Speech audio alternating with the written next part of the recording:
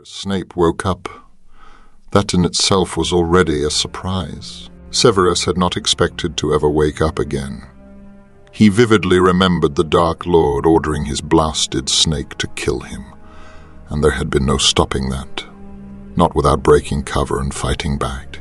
The Dark Lord had been somewhat regretful about it, sure, insofar as the Dark Lord was capable of feeling regret, but in the end losing his most loyal Death Eater was nothing more than a minor inconvenience when weighed against achieving his goals, which he hopefully hadn't, for there had also been the Potter boy, still lacking crucial information as he watched Severus fade away and breathed his last on the floor of the shrieking shack. Eyes the same as Lily's, wide and bright and desperate. He really hoped that hadn't been a hallucination. Potter had needed those memories, and while Severus had long since been prepared to die, he wouldn't have wanted it to be for nothing. But he wasn't dead, was he?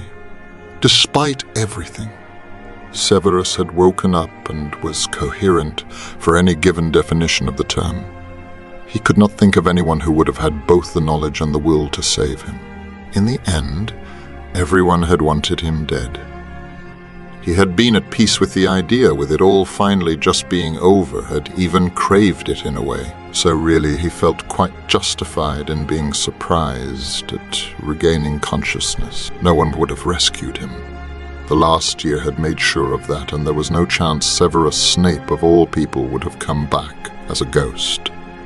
Surely haunting the shrieking shack had to be one indignity too far, even for him. He shuddered at the mere thought. Ghosts were irrational and had unreasonable fixations on minor things which had happened to them back when they had still been alive. He could not be a ghost, would not be a ghost. Severus hated ghosts.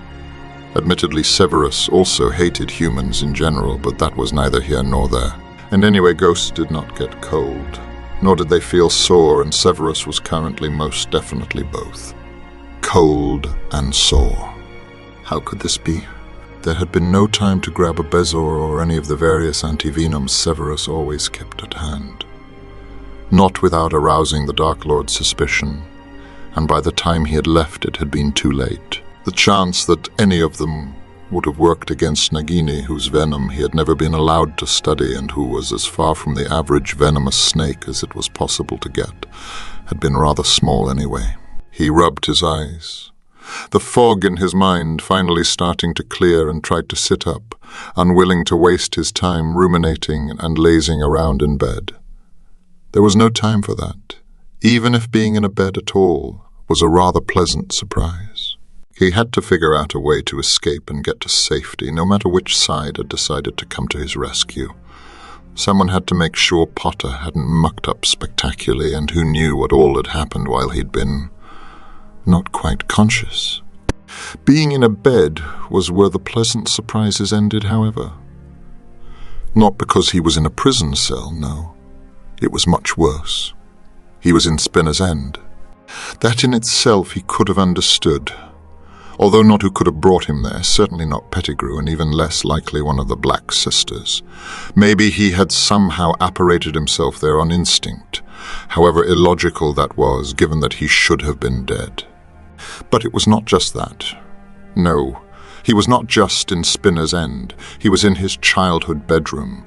His childhood bedroom, which looked decidedly unlike how he'd last seen it. It was also his cheek, which was aching, and not his throat, which he was quite sure was where Nagini had bitten him. He reached up to feel his neck. It was smooth, free of any snake bites or blemishes. There wasn't even any stubble.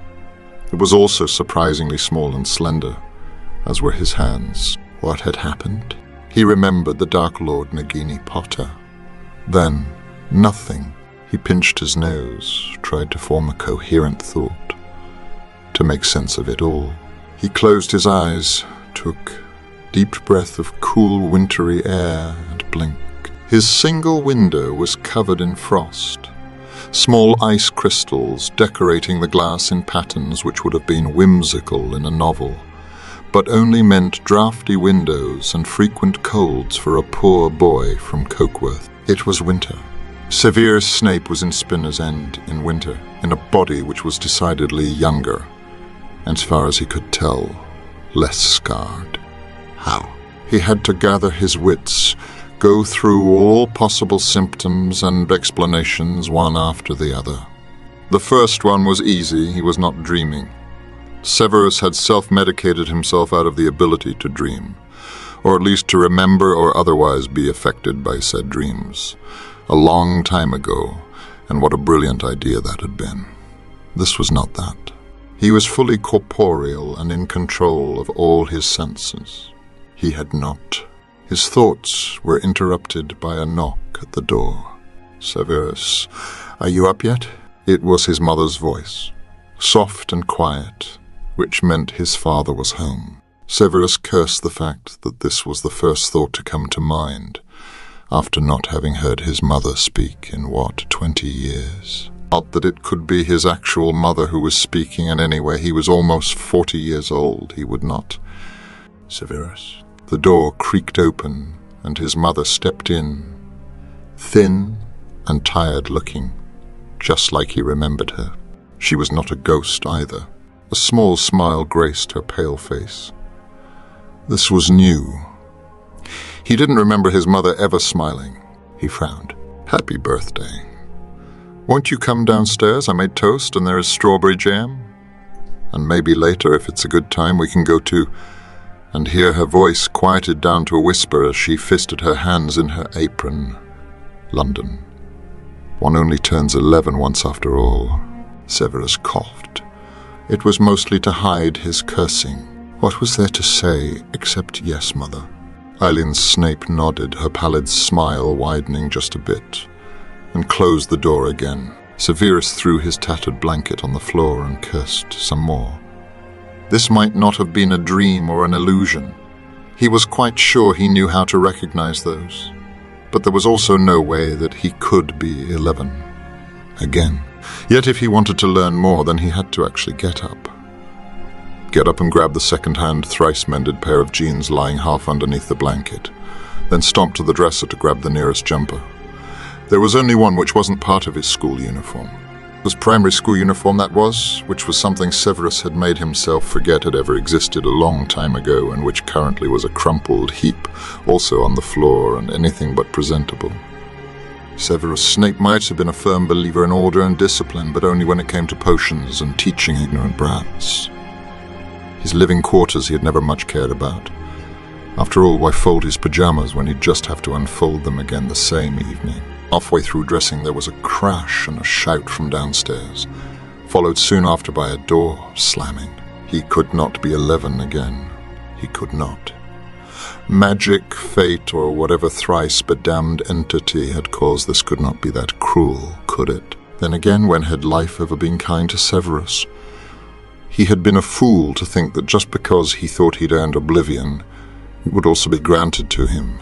He cursed again and stomped down the stairs, greasy hair falling into his eyes. His mother was kneeling on the kitchen floor cleaning up glass, a not uncommon sight in the Snape household, the scent of stale beer in the air. She was wearing a nicer-than-usual grey dress under her apron, which once might have been considered both white and Edwardian. Had she ever dressed up for his birthday before? On the wall behind her hung a small calendar. Saturday, January 9th, 1971, it read. His mother straightened back up. "Your father has gone to the pub," she said. Then, "The kettle is on the stove.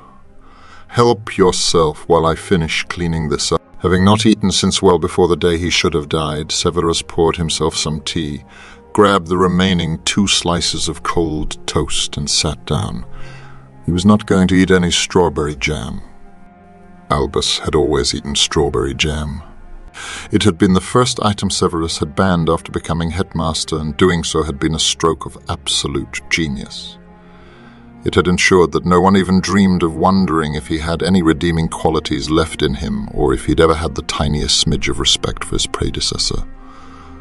Not that killing the old coot hadn't done so as well. Still, it had been oddly cathartic, and any opportunity to not be reminded of Albus had been welcome. Banning strawberry jam from the Hogwarts kitchens had also come with the not quite as expected side effect of pleasing the Dark Lord, who had found his pettiness amusing. a feat hard to achieve if one excluded the humiliation, torture, and slaughter of his enemies. Severus. Had his mother always used his name that much? Will you be meeting your friend today to celebrate your birthday? Severus was about to scoff. He didn't have any friends. Then he blanched. Lily. If today was Severus' 11th birthday, however that had come to be, then Lily was still alive. And 10. No, he said. He could not deal with that yet. Maybe this was his brain's last hurrah before finally perishing for good. A cruel vision of a more hopeful time. A time full of potential. The last time he had turned 11. The only time he had turned 11, he had met up with Lily Evans and they had talked about Hogwarts. It had been a cold, grey day and the playground had been wet and muddy. Later Tooney had come and yelled. It had been absolutely wonderful. No, but at his sharp glare, his mother fell silent again. Severus continued not chewing his toast. His mother left. There was some rummaging in the hallway. Severus did not care what his somehow alive mother was doing, and returned with a small biscuit tin. There were never any biscuits to be found in the Snape household. His mother's voice was hesitant. I saved up some money. If you want, we can go get your wand today. You won't be able to use it yet, of course, but I thought it might be nice. Severus wanted nothing more than to have his wand back. He shook his head. It is January. Hogwarts letters won't be sent out for months yet. His mother bit her lip. Only if you want. You are 11 now. You are legally allowed to own one. She paused, her eyes both proud and somewhat sad. She was right, of course.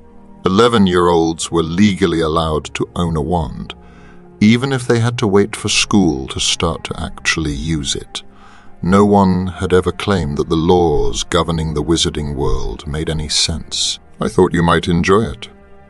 At 11, a child's magical core is developed enough to start training in practical magic, and if your accidental magic is anything to go by, yours is both very active and strong. Having a wand nearby might be helpful. Severus knew all that, of course. He'd had the unfortunate joy of being a teacher for years. He also well remembered his own forays into accidental magic. They had usually been both explosive and had led to a few not-so-delightful injuries in the Snape household, mostly thanks to his father. She didn't need to convince him that getting his wand back as soon as he could would be for the best, nor did he need to listen to any more of her babbling. It wasn't like he'd missed his mother. I want to, he scowled. Oh. And so it came that on Severus Snape's second 11th birthday, he and his mother quietly snuck out of Spinner's End and made their way to a nearby empty lot, half covered in graffiti, half overgrown with an array of entirely useless weeds. Better be safe, his mother insisted, as she called the night bus. The ride was haphazard, unpleasant, and took entirely too long, but Severus also knew better than to suggest an 11-year-old apparition or that his mother take him along via side along apparition. He had never seen his mother apparate, and he had no idea if that was a choice or simply because she could not, nor did he care to know. The leaky cauldron was the same as it had always been, remaining unchanged from year to year, from decade to decade. It might have been 1981 or 91.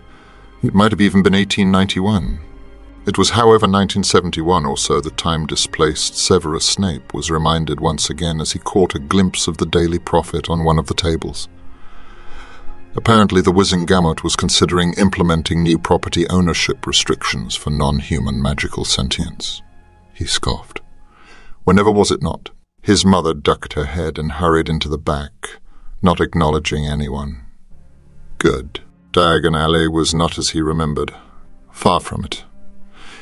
It had never quite recovered from the First Wizarding War, and while tensions would start rising in the coming years, for now things were still bright and peaceful, full of bustling shops and elaborate window displays.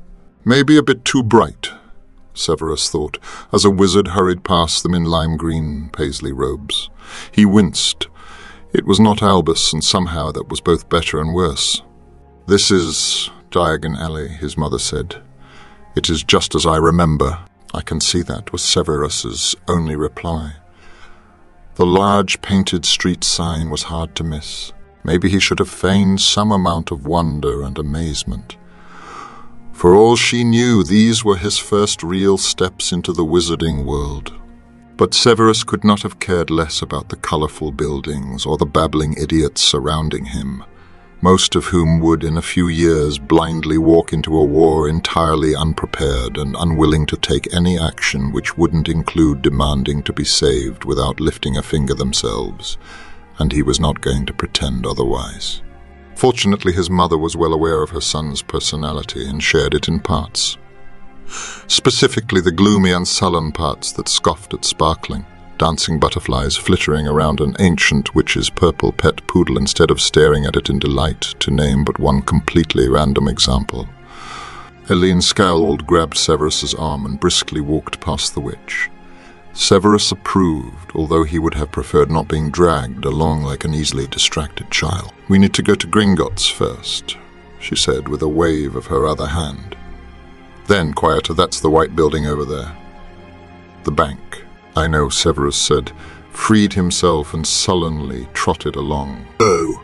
Being 11 years old and watching his mother join the longest queue at Gringotts to have her few carefully saved pounds exchanged for even fewer galleons by a scowling goblin was not any more fun the second time around than it had been the first, nor was seeing her hunch and look away from the judging glances of the other witches and wizards and whine at her and her son's general appearance, all while trying her best to not have Severus notice any of it.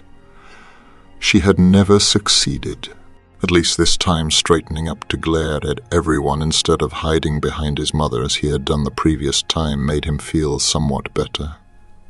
Not that said glaring was as effective as it would have been had he still been grown. For one, people did not jump out of his way or cower in fear, nor did they turn away with hatred in their eyes.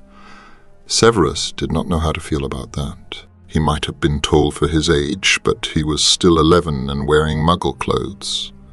They were mostly hidden behind a long, patched coat which could, from a distance, have passed as a winter robe, but there was no hiding his trainers, and no self-respecting wizard would ever wear those.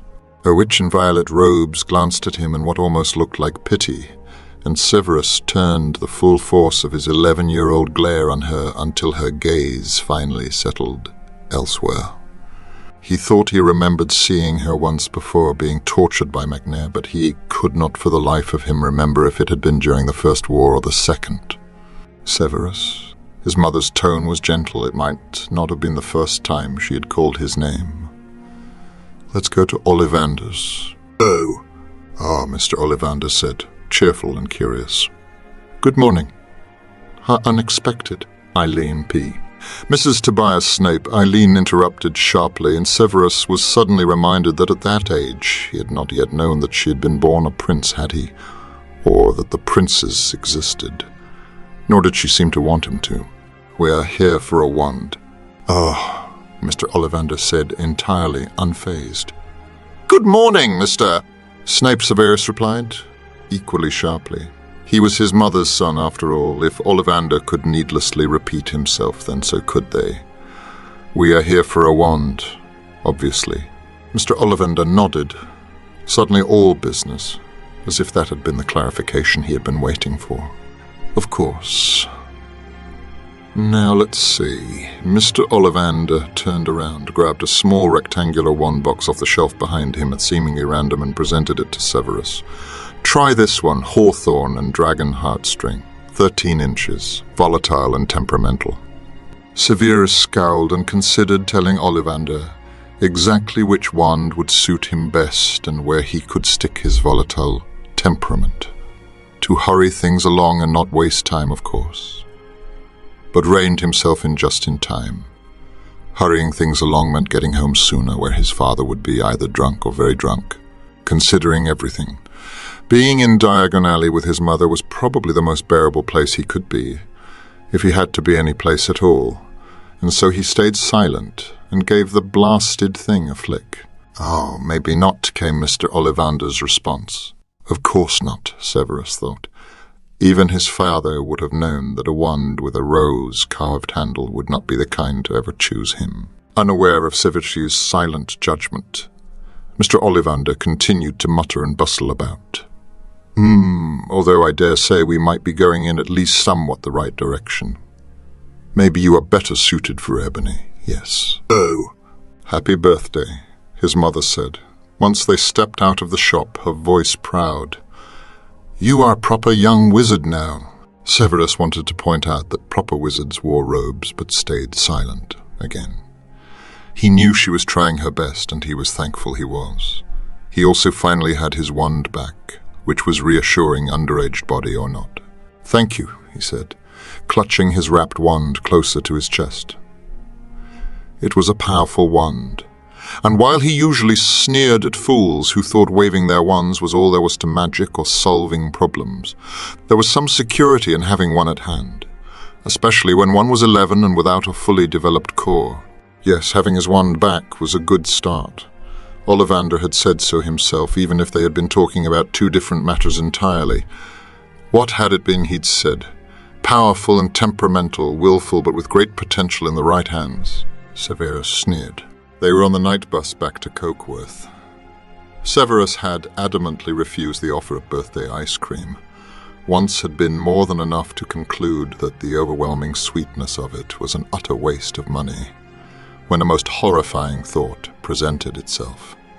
If this were to stick, if this was not just a last illusion conjured up by his dying mind, something which he was starting to very much doubt, given the level of detail and tedious, uneventful interludes he was forced to endure.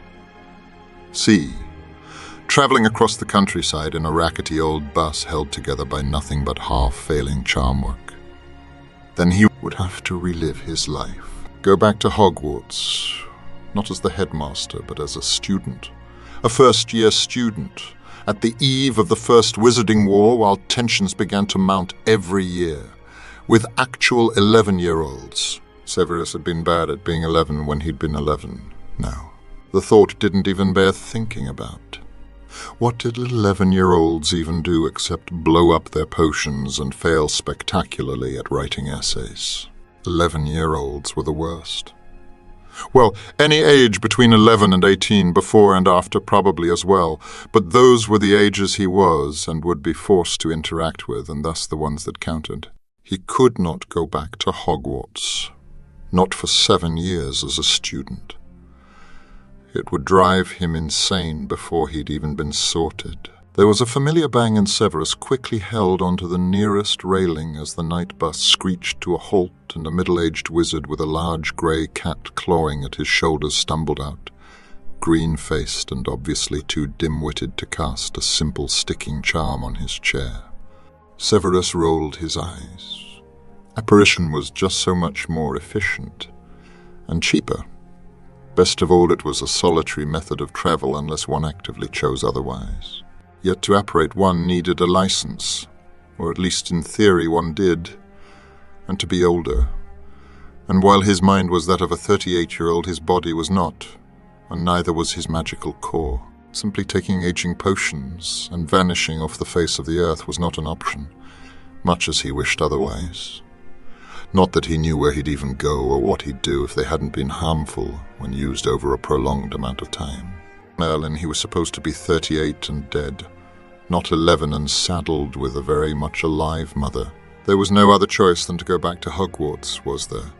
Nothing good could come from him spending any more time than absolutely necessary under the same roof as his father, and his mother would probably be relieved to see him go to Hogwarts as well. Relieved and proud. Hogwarts was the one place where he was supposed to be safe and happy after all. He would have laughed had he been the kind of person to succumb to such uncontrolled outbursts, if only homeschooling were an option. Alas, 11 was far too young to commit patricide, and his mother would be far from grateful should he decide to speed his father's demise along. I still have all of my old school books locked away in the attic, his mother said, entirely unaware of his train of thought. I think it should be all right for you to read them now, don't you? You are 11 after all. Yes, Severus knew that. In fact, not a minute went by in which he wasn't cursing said fact. He still nodded gratefully. Access to books was something he'd never learned to take for granted, not even after spending the better part of 2 decades of his life living at Hogwarts. It wasn't like he hadn't read any books on magic before he had turned 11 the first time around. Severus did not know what kind of upbringing Alien Prince had had, but it had definitely skewed with her understanding of what could be considered appropriate literature for children. Not that Severus knew much better.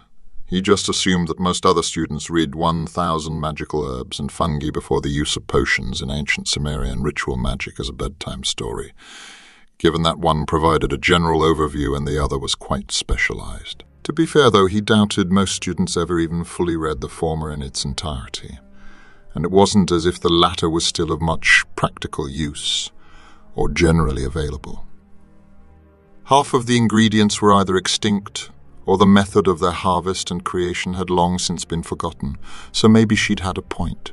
It also wasn't as if she had brought all that many books into her marriage to a judgmental working-class muggle. So any and all books a young Severus had secretly or not so secretly managed to get his hands on had been a much appreciated treat. But well, textbooks came with an official or at the very least an assumed age recommendation, and Eileen for whatever reason had tried to follow that. Probably because she'd known her son would not be able to resist trying out simple spells and potions as soon as he could. Books on theoretical magic, however, did not. They didn't need to, as most people were too ignorant to consider reading one at any age anyway. That or they lacked the comprehension skills to grasp them. In the vast majority of cases, it was probably both. Any idiot could open a practical textbook and horribly fail at following instructions. Severus would know. He'd taught hundreds of them for most of his adult life. Just make sure your father doesn't see them, she added. Of course he would make sure of that. It wasn't like he was an idiot, and he'd learned from a very young age that books were a precious commodity in the Snape household, or at least for its magical members they were. Before that, however, they had to walk home, and the drop-off point his mother had chosen was not the dilapidated lot from before. Severus hadn't thought much of it, until halfway home they passed by a playground, where a lone girl was sitting on a swing. "I thought you might want to show your friend your new wand," his mother said, as if it were nothing. "Don't worry about your father. I will distract him should he return before you do." The girl noticed them and waved, her auburn hair braided into 2 neat long pigtails, a fluffy woolen hat on her head. She was also wearing a matching coat and mittens. It was Lily. Severus was not ready for this. His mother smiled and gave him a gentle nudge. He doubted he'd ever seen his mother smile as much as she had today in his entire previous life. Or had he just forgotten? Or worse, not noticed? In Severus' memory, his mother had never smiled. She had been pallid and sullen and ever frightened. Nor had she been aware of Lily. She couldn't have been. Severus had done his best to keep Lily a secret and far away from Spinner's End and the pallid squalor that was his impoverished life. Or maybe Severus had just thought he'd managed to keep her a secret. Children were stupid, and just because he'd never been an average child didn't mean he hadn't been stupid as well. He had chased Lily away, hadn't he? And straight into the arms of Potter of all people. That had most certainly been stupid. It hadn't been the only stupid decision a young Severus had once made. He scowled at his mother's departing back, then turned and slowly started approaching the swing. Not knowing what to do or say, he was not going to run away. It was only Lily, a young and entirely oblivious Lily, one he hadn't betrayed yet, Siv. She greeted him with another small wave, eyes bright and smiling widely. "Happy birthday." She was so young was the first thought that popped into his head. There was no way he had ever been that young, was there?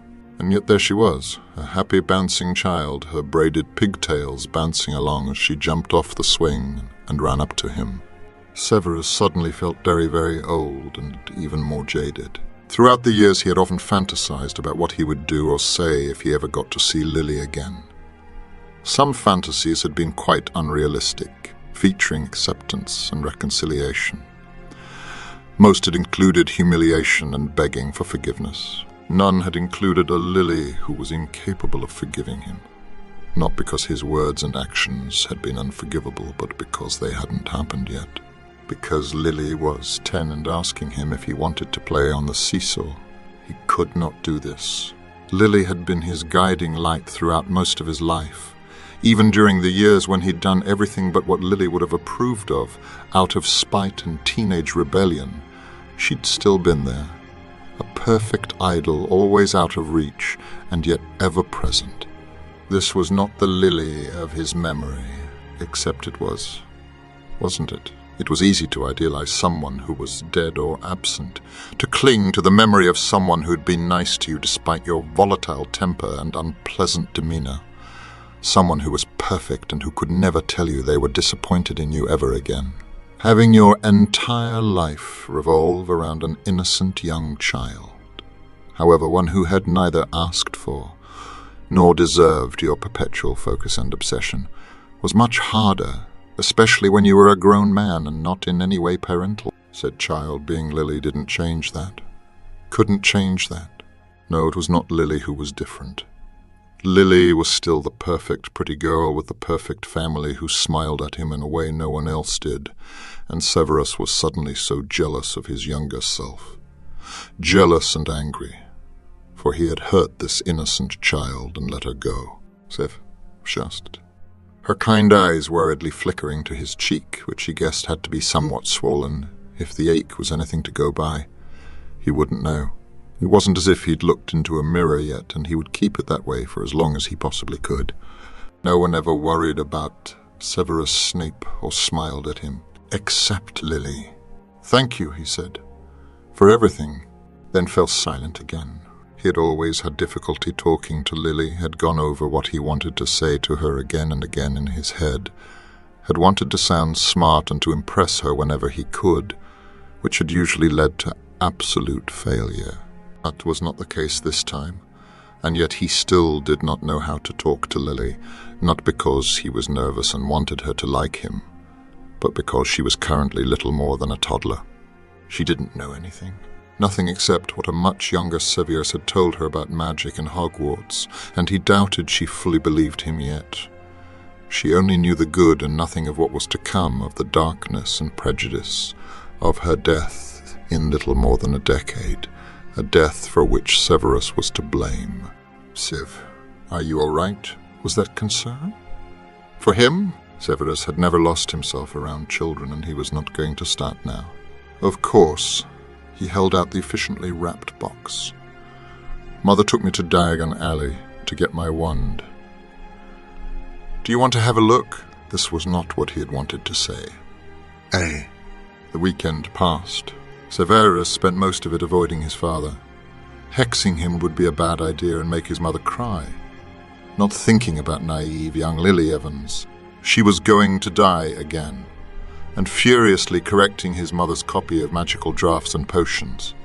Arsenius Jigger was a barely competent, visionless halfwit who was much better at selling halfway usable potions ingredients than he was at spelling out their simplest applications to the common dim-witted masses, and yet the activity proved to be somewhat cathartic. So at least there was that. It also helped distract him from the ever-looming Monday, for with Monday came something much worse than the prospect of facing Lily again or of attending Hogwarts. Primary school. Muggle primary school. Not that there was any other kind. In Cokeworth. Full of small, screaming children who were still hyper from Christmas and all the gifts they had received. Well, not too many gifts, of course, so most of his classmates were almost as if not quite as poor as him. But that only meant that all the gifts they had gotten were even more precious in their eyes, and had he mentioned the high-pitched screaming yet?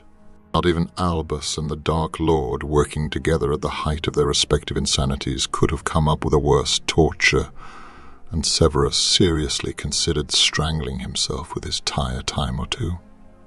He had survived 2 wizarding wars as a spy. Wars started by a powerful Legilimens fond of the Cruciatus curse, who had thought him to be one of his most loyal. Wars in which both sides used any and all means they could think of to try and figure out who could be trusted and who told the truth.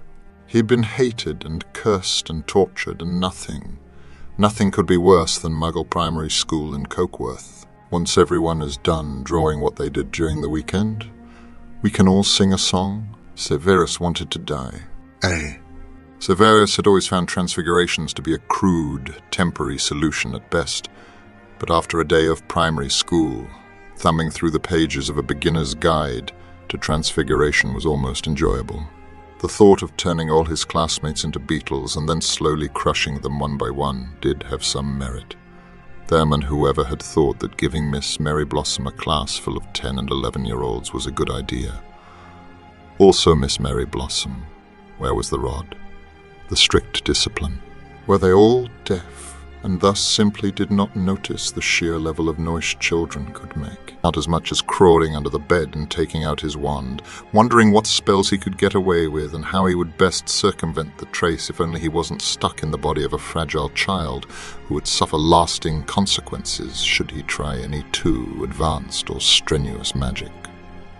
But still, if only Minerva had taught turning children into beetles instead of beetles into buttons, maybe then he would have been more interested in her subject. He sighed, half serious.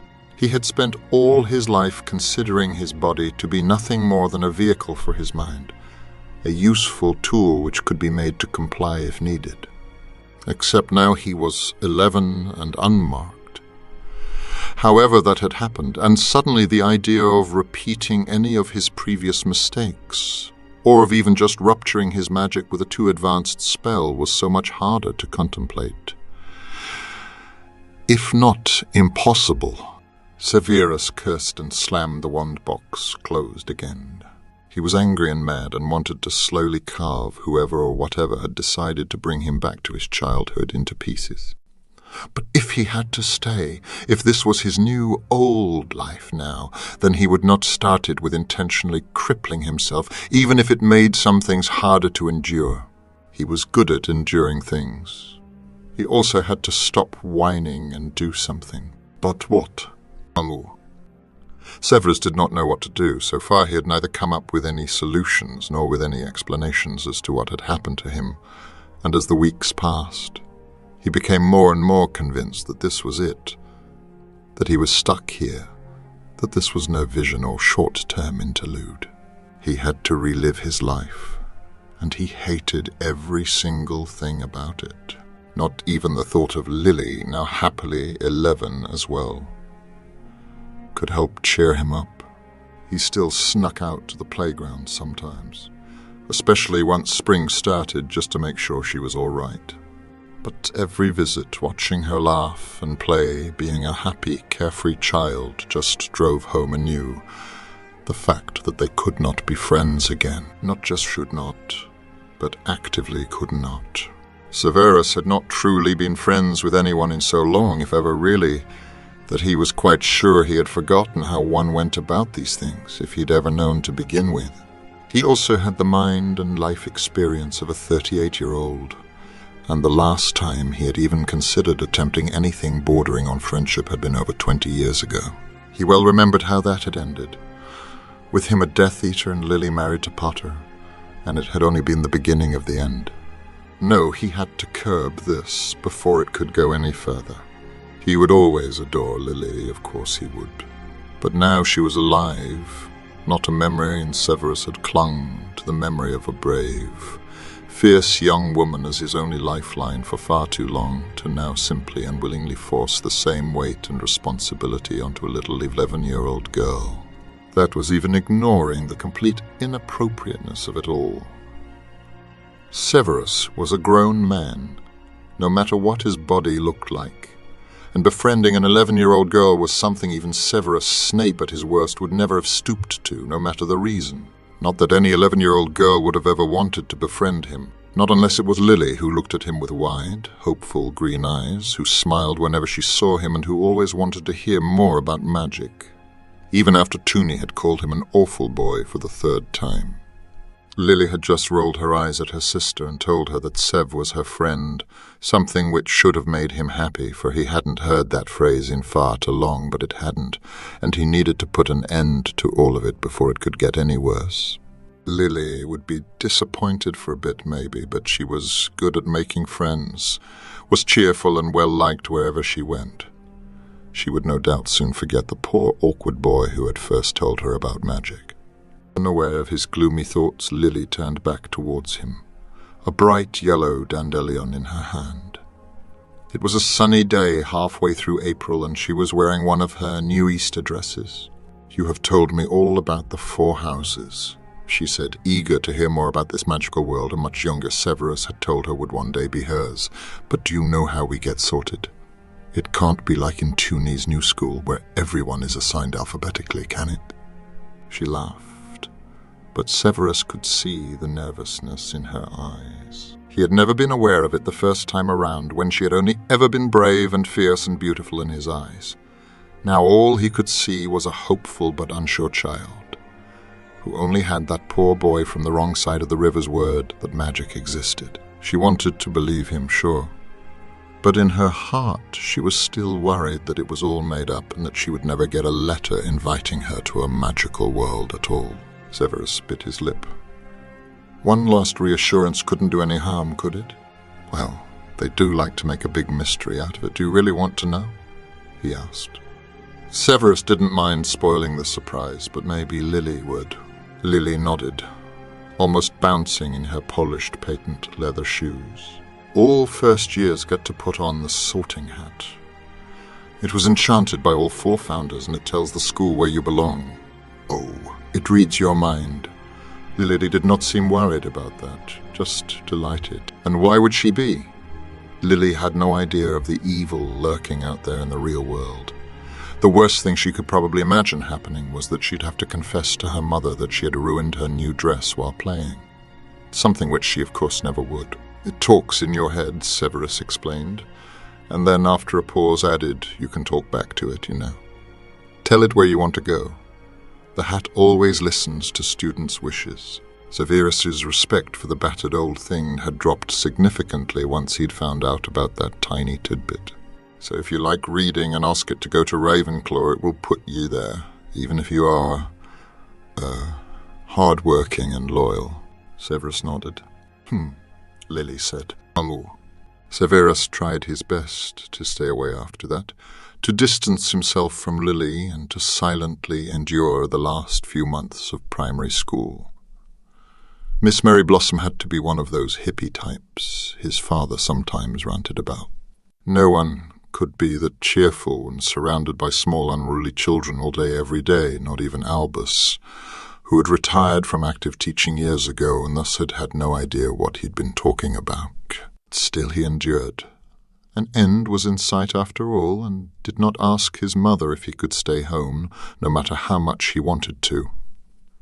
It wasn't like the argument that she most likely hadn't attended school prior to Hogwarts would work. Severus couldn't yet know that primary school was mostly a Muggle thing after all, and that Hogwarts didn't technically require any specific education prior to attending.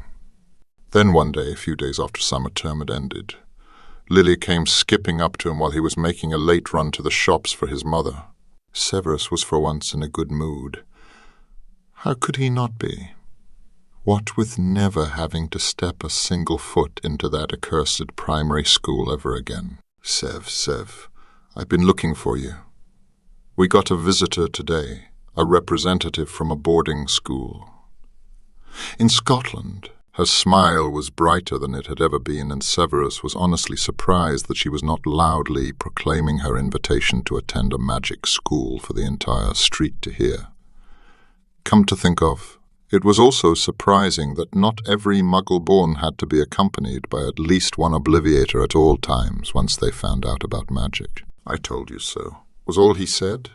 Lily grabbed his hand and tried to twirl him around. Severus did not budge.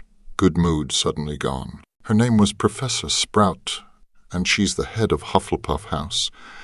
And Lily was so excited, and he silently cursed himself, cursed his child self for telling her all about Hogwarts, for calling it the best and sharing all the stories his mother had whispered to him before he went to sleep. There were other, smaller institutions of magic in Britain, safer ones, only a step above homeschooling really and far from as good, but still. All it would require would be one small obliviate, maybe a tiny compulsion, and she would convince her parents that she'd prefer to go somewhere else instead. Lily would look lovely in Burr's buttons blue. But no, that would be unfair to Lily. She deserved the best, and while it might prove dangerous, he also wanted to keep an eye on her. From a distance, she was still trying to twirl him, giggling in delight. Merlin, she was so young and innocent, full of dreams and hopes for the future. For a new life in a magical community which would embrace and love her, and not look at her with scorn and call her a filthy magic, stealing mudblood with no respect for wizarding culture and traditions. Sev, are you even listening to me? My parents know, and it's real. I mean, I knew it was real, but now my parents know as well, and they are proud, and... Oh, this is simply wonderful. I can't wait until Toonie comes home so I can tell her all about it. Now she can't call you a liar anymore. Severus snorted.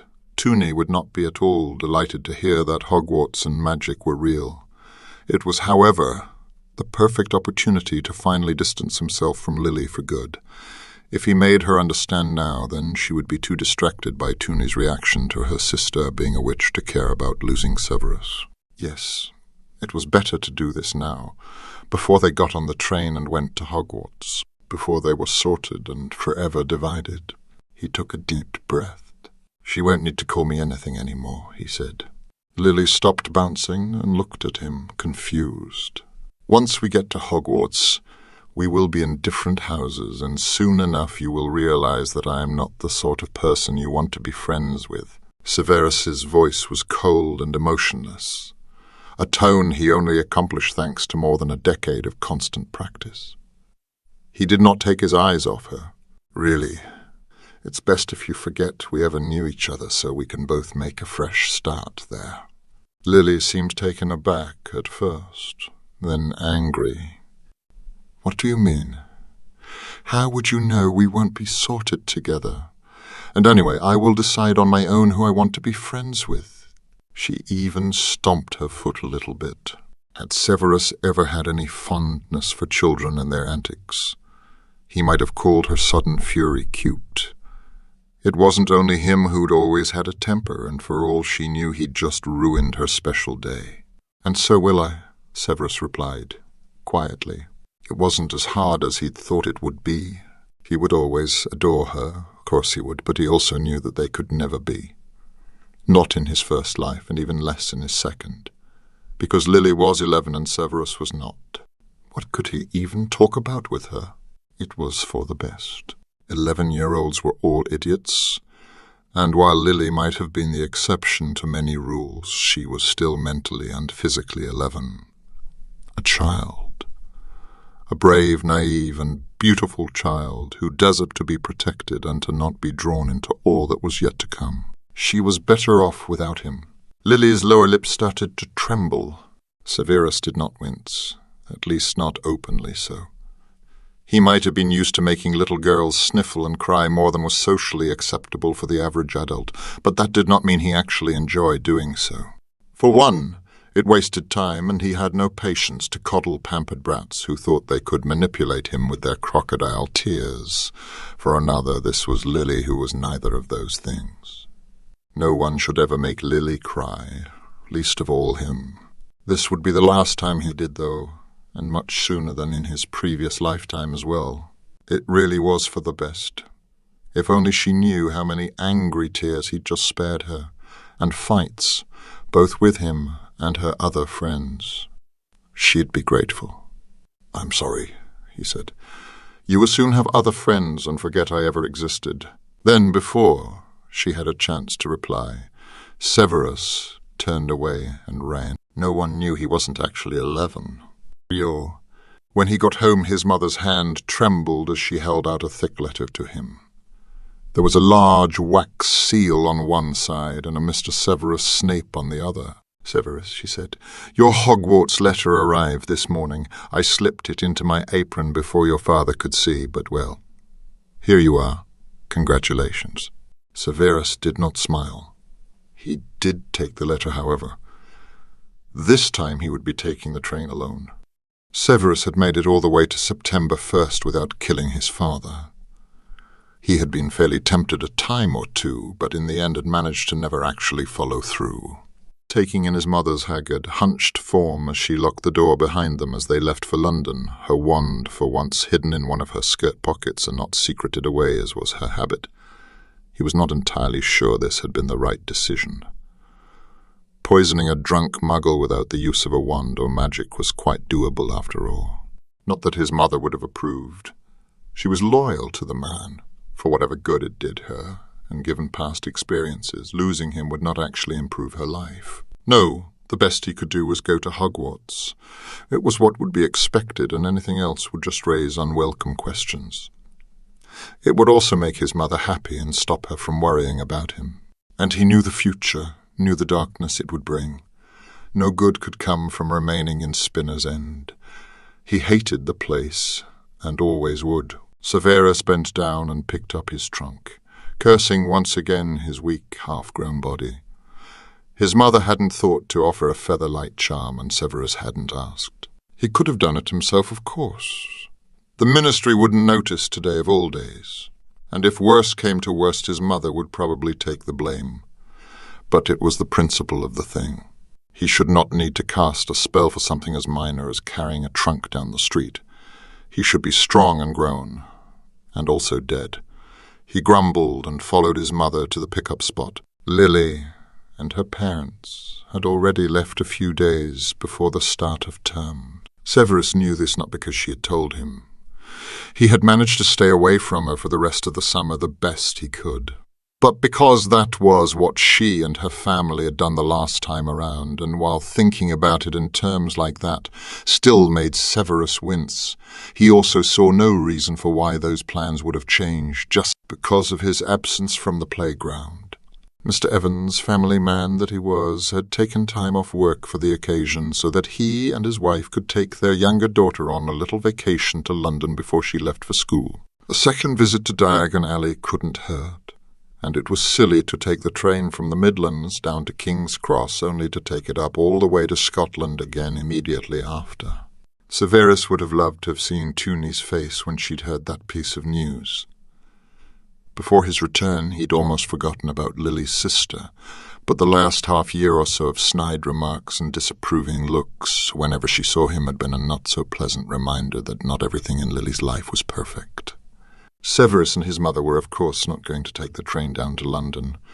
Instead, his mother had booked tickets for the night bus.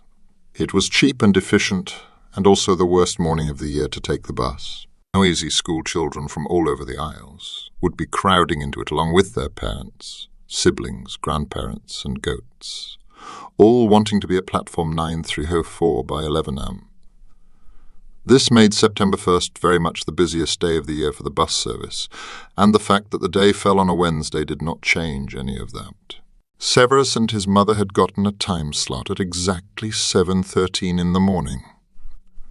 Severus had never been a morning person, and the idea of spending it pressed together in a clunky old bus with dozens of children while trying to evade owl cages and cat carriers rolling around in all directions did not help change his mood in the slightest. In his opinion, the only thing worse than children were children early in the morning. Cranky, excited children. Who he'd spend the next 7 years with. Oblivion could not have been worse than this, could it? His mother squeezed his hand and quietly boarded the bus, head down. Severus had no other choice but to follow. He'd thought about arguing with her that he didn't need her to come to the train station with him, that he could very well make his way to King's Cross all by himself, but half a year spent at a Muggle primary school had, if anything, firmly drilled into his mind that everyone saw him the same way he now saw Lily. Well, maybe not exactly the same way he saw Lily, but as a small 11-year-old child, ignorant and oblivious, which at the very least meant that he had to be doing something right. He scoffed. That didn't make the thought any more pleasant. He was not a child. Severus, we have arrived. Ah, yes. That was why the bus had suddenly gotten even louder, the squabbling all around them seemingly having increased tenfold as everyone rushed to the exit at the same time. Not even magic could help everyone squeeze out the door all at once, however, and so Severus and his mother stayed seated until everyone else had stepped on each other's toes and torn the hems of their robes while screaming and shouting and hugging and crying. And then they, too, alighted at platform 994. The walk to 934 was short but equally crowded, as people streamed to the Hogwarts Express from all directions. The bus stop, the apparition points, and the floor station. Then there was, of course, also the Muggle entrance through the barrier between platforms 9 and 10, which would be where Lily would arrive through. Severus was very glad that platform 994 was in the other direction, and so avoiding her was much easier than meeting up with her had been the last time. All in all, the entire experience was thoroughly exhausting, and Severus was ready to get it over and done with as soon as he could. It was not like he had anyone to wait for. With that thought, he turned to his mother, waving at the large red train just ahead of them. "I best get on now, so that I can find a compartment." He hoped she wasn't going to go for a hug. His mother's mouth twitched. "Of course, I know you are eager to learn magic." Severus was not entirely sure what to make of the expression on her perpetually pallid face, but was relieved that his mother was as much a Snape as he was, and that just because everyone else around them was succumbing to histrionics did not mean they had to as well. "Goodbye, then," he said, "and after a moment stay safe." His mother bit her lip. "You don't have to worry about me." "Of course not." Severus nodded, picked up his trunk, turned around and elbowed his way onto the train. Sometimes he missed the times when people had stepped away from him on their own accord. Hateful glances he could deal with and were much less annoying. Being a first year was going to be the worst. He glanced up at the large clock floating above the platform. There was still 20 minutes to go, more than enough time to find an empty compartment and ensure that neither Lily nor the newly introduced duo of Potter and Black could find him. He well remembered their previous first meeting, and while he would have loved to hex them to pieces, he would not stoop to that. Or at least not until they asked for it, and until then he would do his best to avoid getting into schoolyard squabbles and rivalries. He wasn't a child after all. He slammed open the door to the nearest compartment. If only that were true. Fed up with the entire school year already. And wasn't that a new record even for him? He kicked it shut again, whipped out his wand. He had wisely enough snuck it into his coat sleeve while they'd been on the bus, and cast silencing and locking charms no 7th year would be able to break, not because they were too powerful, but because they wouldn't know how. Visionless lemmings that they were. They probably all thought a weak Alohomora was the be and end all of unlocking charms, maybe even the only one. Then he closed the blinds, changed into his wizarding robes. Finally, and flopped down onto the seat, swearing to not touch his muggle clothes again unless he absolutely had to. Jeans were the worst. His trunk he left exactly where it had fallen, just inside the door. The train ride was spent in blissful silence. No Potter, no Black, no annoying prefects to bother him. Severus took a nap Merlin knew he'd need it once he got to Hogwarts. Got properly reacquainted with his wand. Not enough to completely tire him out, though. Wondered if Lily had gotten on all right. Few adults could actually be considered responsible, but at least they were generally a bit more aware than 11-year-olds, and Mr. and Mrs. Evans hadn't seen the worst as far as parents went. Took another nap. He already dreaded having to share a bedroom again, and made a mental list of all the books he wanted to check out once he was back at Hogwarts. The latter, at least, was a pleasant thought. The library of Hogwarts was one of the best in the world, after all. Or it was for the 2 seconds it took him to realize that everyone thought him to be 11. Quite unlike potions masters and headmasters, students, especially first years, did not have free access to the restricted section, or any really, which shortened his list considerably. He scowled. He'd have to find a way around that at the earliest chance, and thinking of how he could go about it at least helped pass the time. Oh. It was early evening when the train finally arrived in Hogsmeade. It was almost surreal to see a Hogsmeade which was entirely whole and untouched by wars. The village had shrunken considerably during the First War, houses vanishing left and right alongside their fleeing owners. If they were lucky that was and their lots hadn't burnt down, it had never quite returned to its former glory. Nor had the rebuilding efforts managed to bring back most of the surviving families or their shops. The Second War had been worse. Seeing the village now bustling and ready to welcome the returning students, cheery and bright, with autumn flowers in all the windowsills and no Death Eaters or dark marks in sight, was strange, leaving him both angry and he say, somewhat hopeful.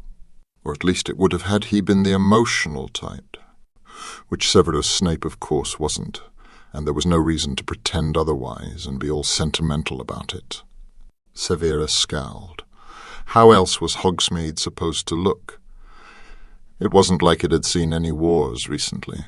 Rubeus Hagrid was there on the platform as well, waiting and calling for the first years to follow him. Severus almost considered slipping away and taking a carriage instead. The boats were an absolute waste of time and resources, as well as drying charms. But he needed to stay unobtrusive and unnoticed, and there was nothing more annoying than spending the welcoming feast searching for selfish brats who thought the usual rules of arrival did not apply to them. Severus would know. Also, taking the boats meant not having to actually pass through all of Hogsmeade, which was at least something. And so he grudgingly followed the booming voice down to the Black Lake alongside the first years, staying back as much as he could, keeping an eye on everything. Hagrid stood on the small pier, the wooden planks wobbling under his weight, but his eyes were kind, and he nodded at him as he stepped into one of the boats. There was no hate in his gaze, no cursing. Severus would have to get used to that, wouldn't he? To be seen as a weak little child and not the Dark Lord's right-hand man and murderer of Albus Dumbledore, at least from the adults. If there was one thing he could rely on, it was the assurance that his classmates were no doubt going to loathe him as much this time around as they had the last. For now, though they didn't, not yet. All nervous and awed and excited to catch their first glimpse of the ancient castle. He must have dawdled too long, for Hagrid stepped forward, arms open as he told him that there was no reason to be nervous, that the giant squid was nice and just curious, and that all would be well. Severus glared. He would have sworn the gamekeeper had never looked at him like that before. Two girls stepped into the boat with him, small, shy, and entirely unfamiliar, nervous and unsure of what was to come. Muggle-borns, he guessed. Muggle-borns who thought they'd be welcomed no matter which house they got sorted in. There really needed to be more guidance for first years than a single visit from a Hogwarts head of house if their whispers were anything to go by. Or maybe children were just stupid and incapable of opening Hogwarts. History. Severus ignored both them and the fact they'd have had little chance to do so before now, and did not say a word.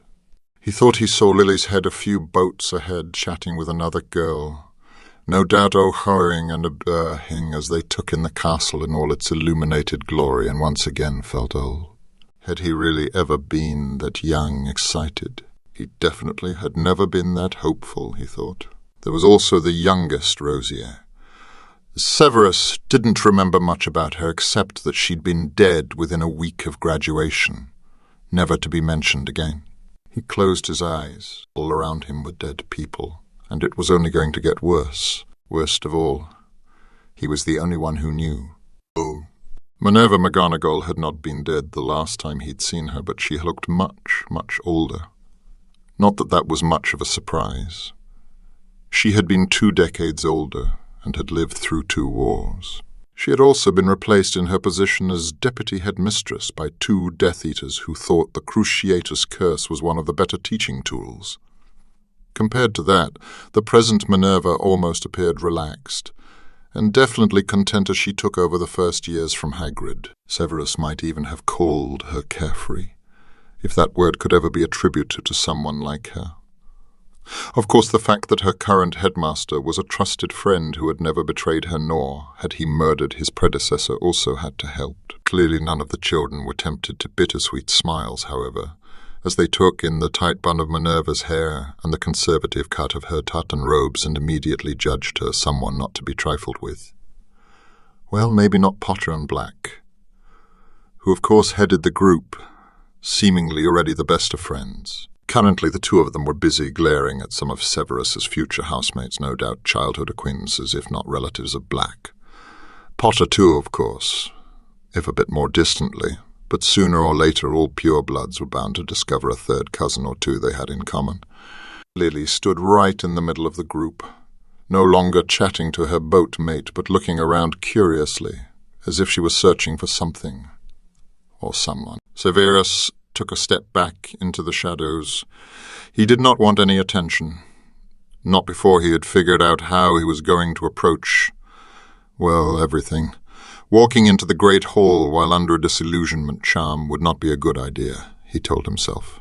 Fortunately, this was when Minerva told them to follow her, and the first years all did like ducklings, pointing and gasping as they passed the wide open doors and caught sight of a painted figure, quickly flitting from one painting to another.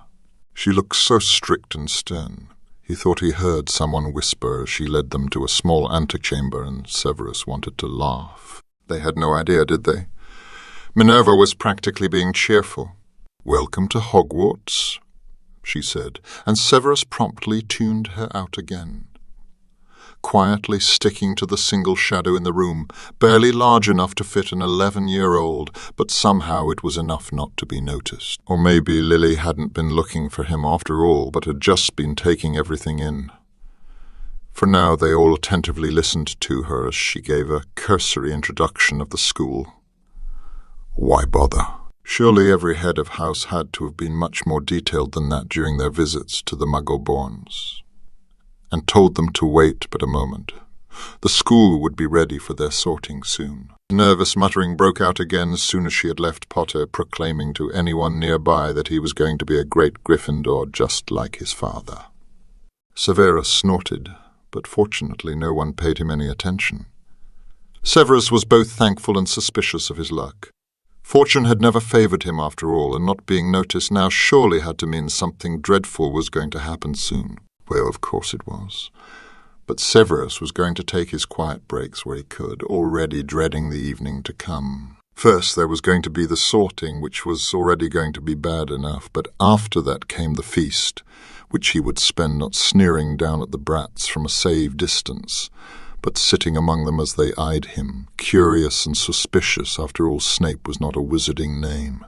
There would be introductions, talks about family and homes, and then, when they were done, all would be repeated once again in the common room for the older years, who would be all too eager to ensure that everyone knew what it meant to be a proper Slytherin.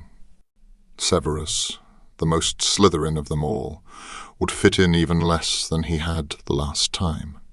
Not that he wanted to, not this time. The children around him were starting to get impatient, so he shuffled around and attempted to straighten their robes, wondering what the sorting would bring. Lily, too, was starting to turn, hands fisted in her robes. Before she could catch sight of him, however, Minerva returned, the door behind her now open. A wave of joyous chatter reached them from inside the hall, and the first years all lined up in a neat row. This time neither Lily nor the future Gryffindor duo were anywhere nearby. He'd have to take his successes where he could, he reminded himself once more. The great hall was bright, almost blinding as they entered, the headmaster in his sparkling golden-orange robes, the brightest of them all. Albus was smiling, his eyes twinkling as if they were in competition with his robes. Severus felt sick. Albus did not notice. Of course he didn't. He was far too busy taking in all of his students with fatherly pride, the returning ones and also the new ones.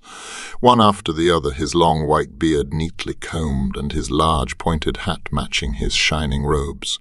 Before his eyes could make it down the line to where Severus stood, last and half in the shadows, Minerva stepped forward, the sorting hat in hand. Severus was glad. He should not want to be noticed by Albus.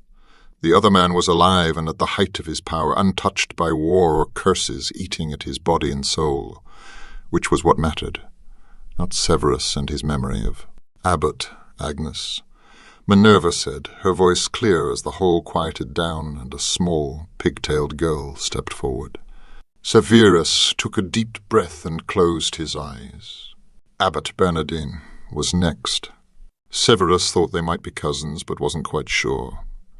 Like many other things, he had long since forgotten that the abbots had once been almost as fruitful as the Weasleys, before they had been slaughtered one after the other by the Dark Lord.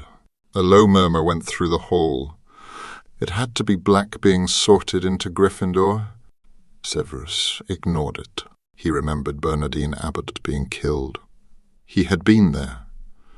It had been rather quick and unspectacular as far as being tortured by Death Eaters went. So maybe Severus hadn't forgotten. Maybe he hadn't forgotten anything. He exhaled sharply, pinched his nose.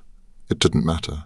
Not now. Not anymore. She was alive. Everyone was alive, at least for now, which was what was important. He tuned out the next few names, not wanting for any more inevitable memories to arise, full of fates that only he was able to change. Evans, Lily. Lily was smiling, her steps appearing confident to everyone except those who actually knew her. This time he would not aid the Dark Lord, not once. There would be no death and slaughter because of him, and Lily would remain happy and carefree. The child next to him shifted, probably because it would be their turn soon. Lily's head was almost entirely swallowed by the hat as she sat on the stool, and it was while he watched her, her hand moving slightly as if she was having an avid, silent conversation, which she clearly was, that he realized that something was different. This was different. Severus clearly remembered any and all details about Lily and had over the years gone over them more than he cared to admit, and Lily's sorting, as well as his own and what it had meant, was one of the clearest ones. Her sorting had been quick. Not instantaneous, sure, but it had not taken this long. Barely half a minute, if that. Lily was sitting straight, seemingly having lost all nervousness as she talked to the hat, which still didn't appear ready to declare any house. One of her legs twitched. Severus wondered if she would have stomped her foot had she been able to reach the floor with it. What was going on? Lily had not been a Hatstall, and Gryffindor? She was not going to be one now, right? Severus had probably only imagined the time stretching longer than it actually had, a feeling he'd become quite familiar with while enduring half a year of primary school. Lily was a Gryffindor through and through. This thought was confirmed when it was finally Pettigrew's turn, who had been an actual Hatstall and proved to be so once again as his sorting took noticeably longer than Lily's had. After Rosier, Evelyn had become a Slytherin. Even was going to brag that his sorting 2 years earlier had been much quicker, no matter if it was true or not. It was finally Severus's turn. He put on his blankest, most unimpressed face and strode forward. Minerva nodded at him approvingly, and Severus blinked. For a second somewhere else entirely, before he sat down and put on the dratted thing hands steady. He knew how this was going to go. Silence. Severus waited, and waited. Somewhere far away he thought he heard someone cough. "Well," he demanded, about to lose his patience. "Get on with it, you batty old thing." "I haven't got all night." Severus might have had a child's voice now, but in his head he could still sound as vicious as always. Knowing what the rest of the evening would have in store for him didn't help brighten his mood either. More silence. Then a quiet "oh my," Severus swore.